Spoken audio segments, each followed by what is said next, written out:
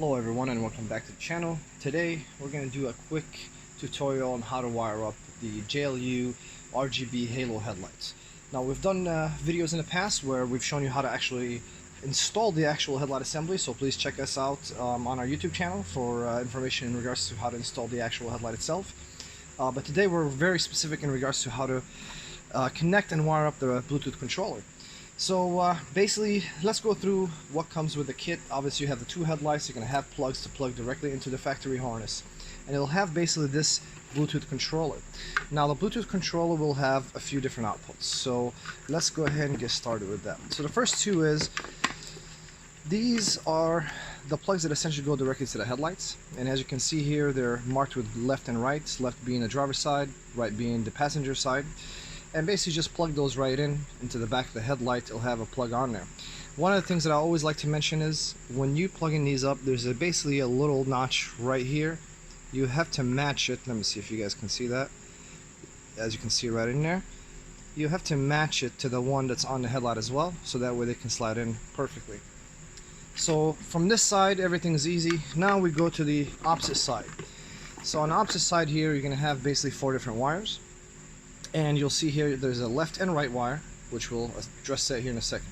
So first we're going to have power and ground. This is going to give basically power to the actual halos. And we don't connect these directly to the battery because otherwise a Bluetooth controller will be on 24 hours a day, and you wouldn't want that to actually be the case. So what we generally do with these is you can put them on a switch, you can put them on an auxiliary, or anything that essentially will allow you to come on automatically when you start the vehicle. Now these two right here are in relations to these two plugs right here. So when you plug the left side in, that means you know that this is going to be your left side driver's side blinker wire. So this is a power wire as well, and same goes for this wire right here. This is also a power wire for the passenger side, which is the right. So basically when we connect them, you have to connect one to your blinker on the driver's side, one to your blinker on the passenger side, and that will automatically basically make sure that the driver's side does blink amber, because it does have a blink function on these headlights. And that's it. Basically that's how easy it is in regards to installation. Obviously I'm going to take you a little more detail in regards to how to actually wire them up on a JL. But first let me show you one other thing that we do provide, which is these extra yellow wires here. So these wires will plug right into the blinker wires, so they'll slide right in here. You'll use one for the passenger side and one for the driver's side blinkers. Otherwise, these two, we're going to show you right now how to hook them up. We're going to basically do pretty much the whole installation, except for one side is to the daytime running light that's on the fender.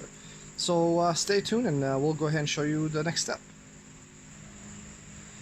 Alright, so right now we're looking basically at the passenger side fender, and what we're going to do essentially is we're going to get access to the running and blinker light, which is essentially just one bulb that's in the back of the housing over here.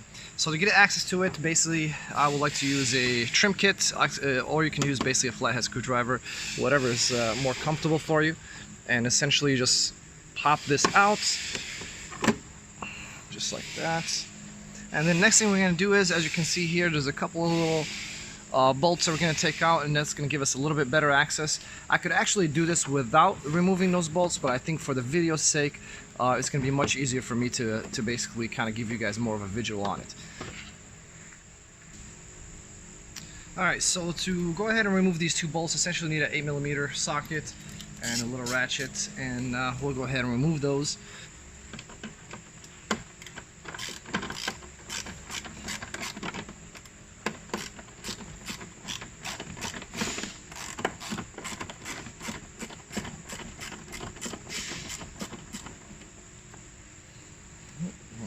Actually pretty in there, longer than I expected.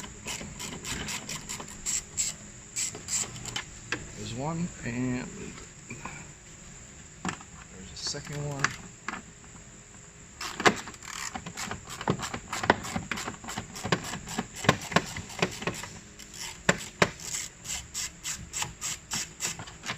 Alright, so now we should be able to have a little bit better access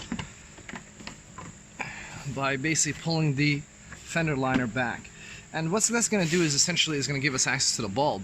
I'm not sure if you can see that, but essentially, let me move this a little bit here. Let's go in there.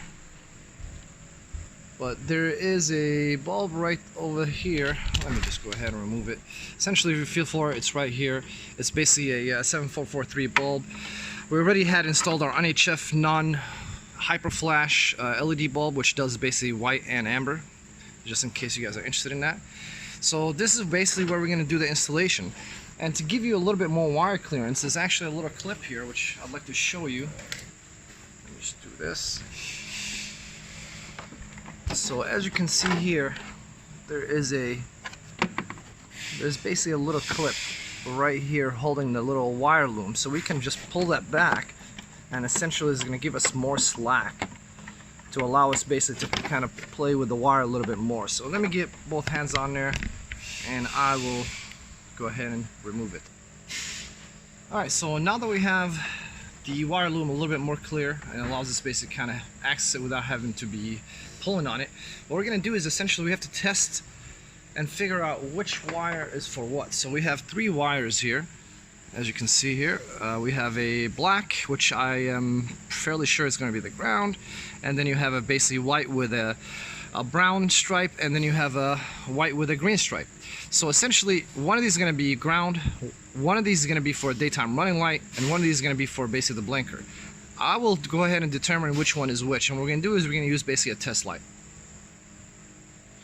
Alright guys, so to test the basically the wires and to figure out exactly which wire is which, I have the test light right here, and essentially I have the lights on. So I know the daytime running lights right now are on.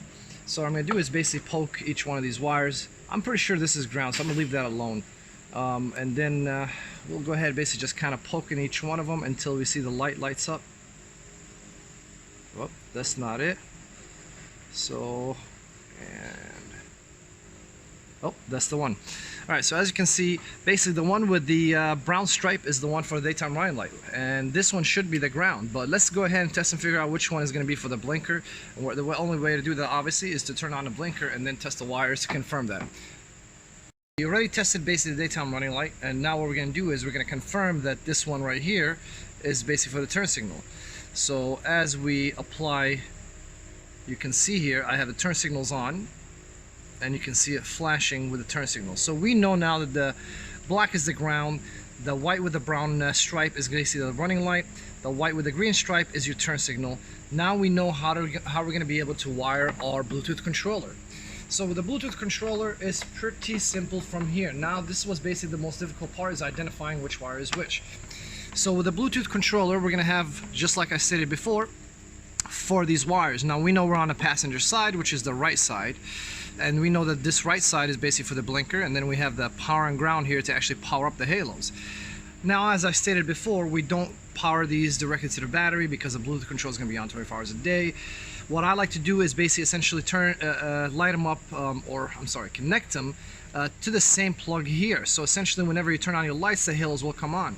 You do have another option where you can put on an auxiliary, so that way they come on automatically with the vehicle running, and that way basically they're on even if your lights are not on.